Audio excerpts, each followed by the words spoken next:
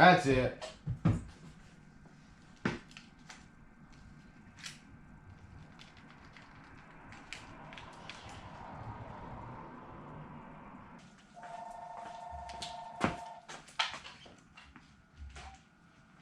SE lock and key.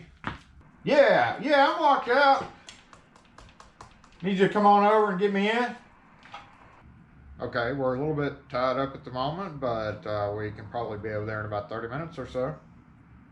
No, I can't wait 30 minutes now. I need you to come on right now. I'm locked out. I got things I got to do. Okay, what kind of lock is it? Well, I went and bought one of these stupid electronic locks, paid a lot of money for it, and got it on the door, and it ain't even working now. Okay, and you don't have keys? Well, no, I threw the key away. You don't need no key. It's a push button thing. You ain't need no key for it. Well, how much is it? Service charge to come out is $60 for that area, and probably about $25 to get into it.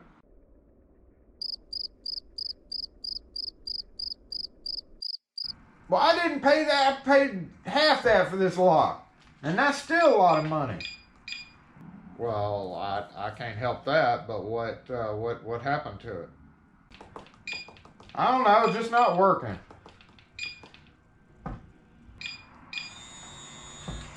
Okay, well, come on out. I need you to come on out here right now. Okay, all right. Wait, have I ever talked to you before? Nope. Okay, well, get on out here. Okay. All right, let me break free and we'll be over there in a little bit. I'm waiting.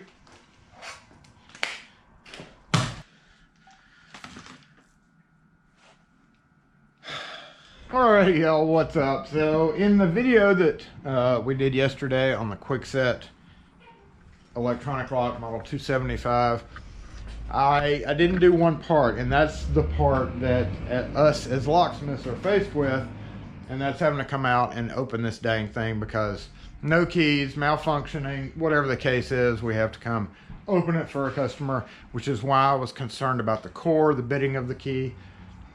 And also with the bitting of the key, it's not necessarily about picking, but if you have descending cuts, now keys are not used as much in these, that's the whole point of them, but descending cuts can still wear down and the key can pull out, cause problems.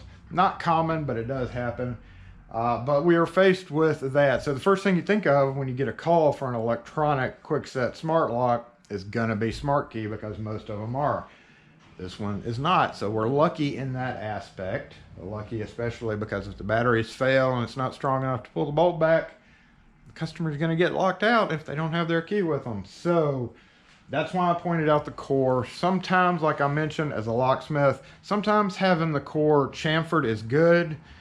Sometimes it's not. It's really lock dependent. So if it has, you know, like Sargent cores aren't chamfered, and they have some pretty radical bitting sometimes, and they have really tight tolerances. Now this doesn't have the tight tolerances, so the chamfering could or couldn't work against us. We don't know, but we do know now there are no spool pins in there. However, if we had not taken one apart to see, I would automatically see this thinking, you know, I'm not a walking catalog of hardware. I don't keep up with every newest crappy product that's sold at stores. I would automatically think it's a $100 lock. Now, we're kind of ingrained into knowing these are $100 locks, even though it's like $50 locks. So, yes, I would automatically think, well, there's no SmartKey, so they had to have put spool pins in there. In Kwikset regular deadbolts, they put spool pins in there. So I'm expecting the quick, you know, the short, fat, yeah, goofy-looking spool pins. But now we know there's not. Anyway, long story short, as a locksmith, you get called to open it. So that's what we're going to do now. We're going to open it with my pick kit. I would walk in on this job and be like, well, thank gosh it's not a SmartKey. So, yeah, let's see what it takes to get into this thing. No keys. Always start with lubricant. This one's brand new, so shouldn't need lubricant. We're gonna open up the pick kit. Choose my dang dude rake. Choose a brand new hook. Hadn't used that one yet. Choose my dial tension ring, because these actually work really well on some locks.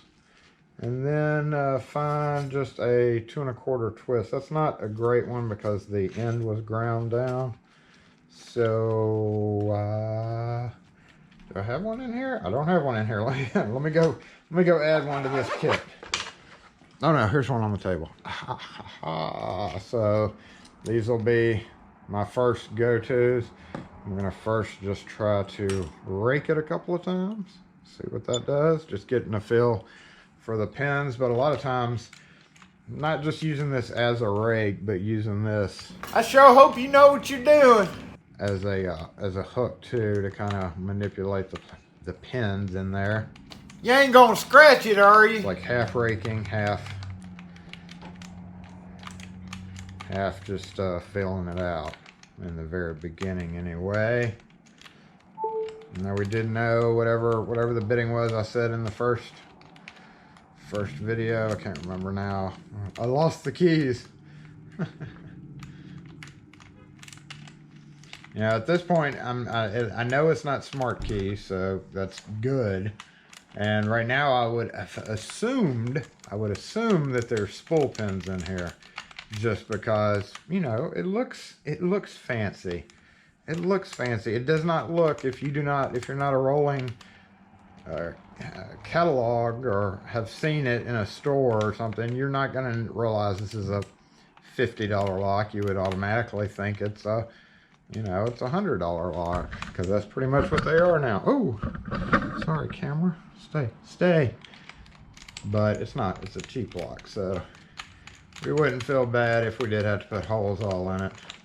Is that gonna mess it up? Hopefully that is not the case.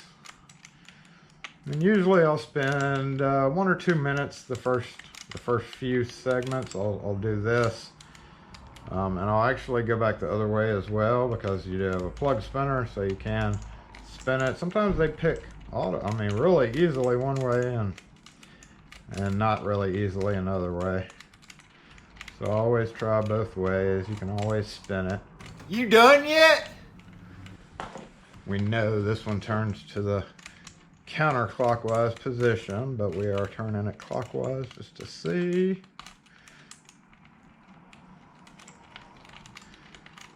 Giving it some light feel, so nothing. Now we're gonna move on to a hook, more than likely, after a few more seconds of raking.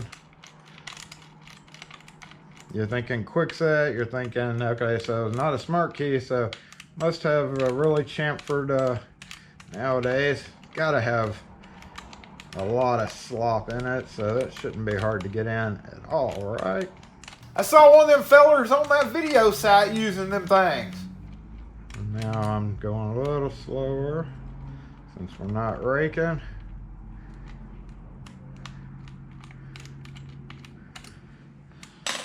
No good there. So I'm going to go ahead and discard and go for my hook. Start feeling out the pins. Kinda. He sure did it a lot quicker than you is.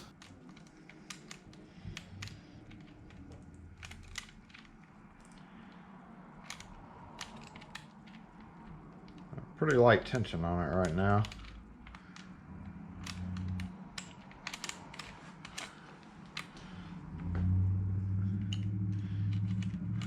We've already entered into the zone of the customer getting impatient. We're coming up on, what, 4 minutes picking it now?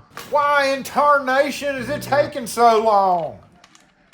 Sometimes it snaps right open. Sometimes it doesn't. We do have a wicked bidding there. It doesn't really turn real well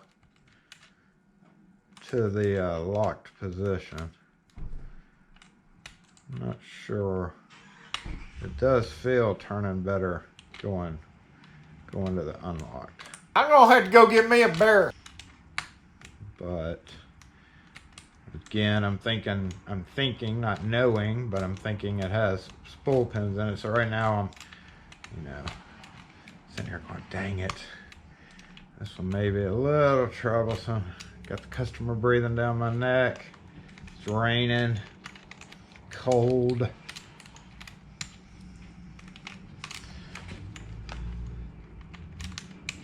And this thing needs to be open, right? Needs to get open so we can move on. There we go. Boom. Right at what, 5 minutes? 5 minutes and a half. So, well, there you go. That's good time. I was just about to switch to this, but we didn't need to.